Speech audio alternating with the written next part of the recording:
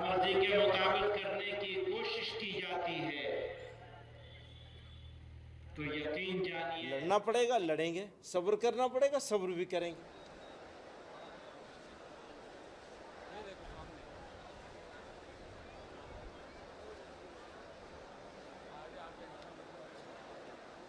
मुल्क के लोगों को मालूम होना चाहिए कि जिहाद क्या होता है, कितनी तरह का होता है, किन हालात में होता है, कब किया जा सकता है, कौन कर सकते हैं, कौन नहीं कर सकते हैं।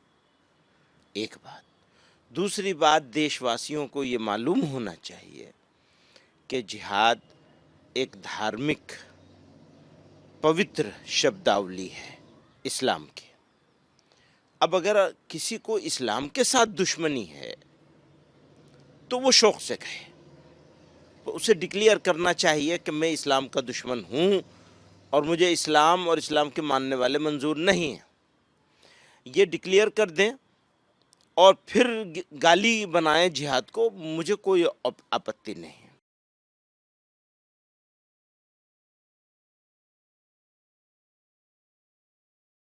ऐसे मौलाना लोगों को जनता भी सबक सिखाएगी और मैं समझता हूं कि पूरा देश ऐसे लोगों के विरोध में खड़ा हो जाएगा।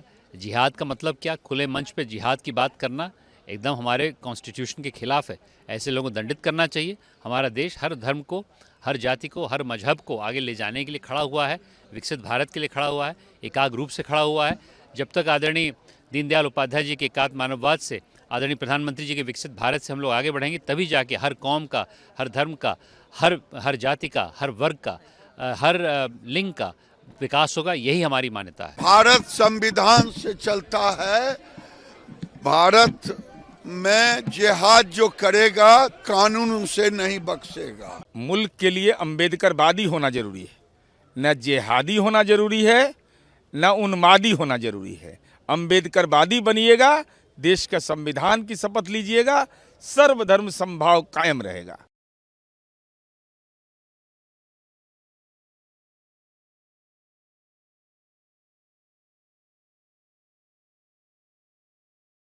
हाँ, जिहाद बहुत ऐसा लफ्ज़ है जिसको पढ़ाया जाना चाहिए। देखिए, जिहाद जो है वो मुल्क के लिए होता है, देश के लिए होता है।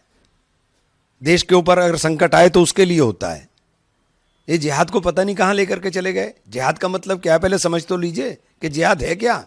जिहाद तो देश के लिए होता है। मैं फिर से दोहराऊंगी कि ये सोची समझी रणनीति चल रही है कि जहां भारतीय जनता पार्टी और उनके बी टीम के स्पीकर्स आवाज उठाते हैं, एक तरफ राजनाथ सिंह जी बाबरी मस्जिद के बारे में बोलते हैं, दूसरी तरफ मदनी जिहाद की बात करते हैं, फिर वही हिंदू मुसलमान विवाद करने की कोशिश करते हैं। और देश के जो मुद्दे हैं, चाहे वो भ्रष्टाचार हो, चाहे वो आतंकवादी हमला हो, चाहे वो पाकिस्तान की जवाबदेही तय करना हो, जहां कहा गया था any act of terror is act of war, ये सारी चीज़ों से ध्यान भटकाने के लिए इस तरीके की बातें करते हैं और फिर मीडिया को व्यस्त कर देते हैं हम जैसे लोगों से कमेंट्स लेने के लिए।